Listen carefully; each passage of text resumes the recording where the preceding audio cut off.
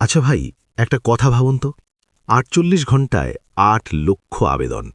কোনো নামী কোম্পানির চাকরির পরীক্ষা নয়, স্রেফ মাসে ১৫০০ টাকার একটা ভাতার জন্য। অবাক হচ্ছেন? হওয়ারই কথা। আমাদের এই সোনার বাংলায় এখন এটাই বাস্তব। আজ আমরা কথা বলবো সেই হাজার হাজার যুবক যুবতীদের নিয়ে, যাদের স্বপ্নগুলো আজ কয়েকটা টাকার ভাতার লাইনে দাঁড়িয়ে ধুঁকছে। পুরো ভিডিওটা মন দিয়ে শুনুন। আজ কয়েকটা সত্যি কথা বলবো। সবাইকে তো আর চিনি না, কিন্তু পশ্চিম মেদিনীপুরের মুজিবুরের কথা আপনাদের বলতেই হয়। ছেলেটা কিন্তু আপনার আমার মতোই শিক্ষিত। মাধ্যমিক, উচ্চ মাধ্যমিকে দারুণ রেজাল্ট, গ্র্যাজুয়েশন করেছে, এমনকি এখন বিএডও করছে। তার উপর মুজিবুর আবার বিশেষভাবে সক্ষম, প্রতিবন্ধী।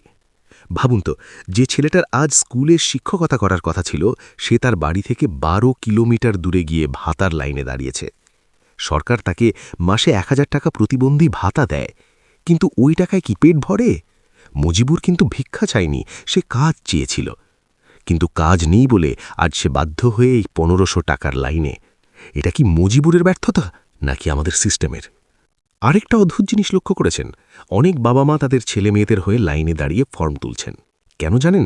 কারণ সেই শিক্ষিত ছেলে বা মেয়েটার ভাতার লাইনে মুখ দেখাতে লজ্জা পাচ্ছে। তাদের মনে হচ্ছে পড়াশোনা করে শেষমেশ ভাতার লাইনে দাঁড়াতে হলো।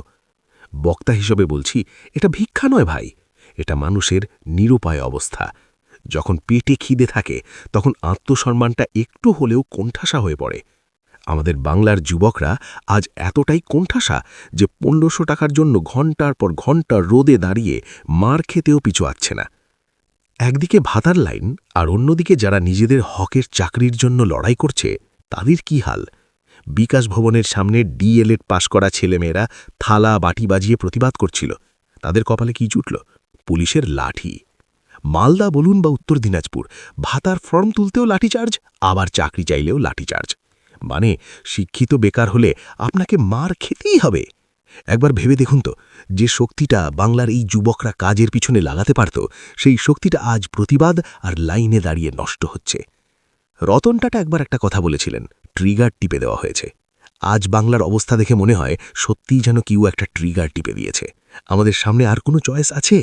সমাজ আমাদের এই জায়গায় এনে দাঁড় করিয়েছে। ভিডিওটা শেষ করার আগে আপনাদের কাছে একটা প্রশ্ন রেখে যাচ্ছি। এই ১৫০০ টাকার ভাতা কি বেকার সমস্যার সমাধান, নাকি এটা কেবল যুবকদের মুখ বন্ধ করার একটা ফন্দি? কমেন্টে আপনাদের মতামত জানান। আজকের মতো এটুকুই। দেখা হবে পরের ভিডিওতে। ভালো থাকবেন। বন্ধুরা, আজকের এই আলোচনায় যদি আপনার মনে একটুও দাগ কেটে থাকে, তবে ভিডিওটা লাইক করতে ভুলবেন না। আর এই ভিডিওটা শুধু নিজের কাছে রাখবেন না, সবার সাথে শেয়ার করে দিন, যাতে এই মুজিবুরদের কথাগুলো আরও মানুষের কানে পৌঁছায়। আপনারা যদি চান আমি এই রকম আরও ভিডিও নিয়ে আসি, তবে আমার এই বাংলা ইনসাইট টিভি চ্যানেলটি এখনই সাবস্ক্রাইব করে রাখুন। আপনাদের একটা লাইক আর একটা সাবস্ক্রাইব আমাকে আরও নতুন ভিডিও বানাতে সাহস যোগায়। পাশে থাকবেন। দেখা হচ্ছে পরের ভিডিওতে। ধন্যবাদ।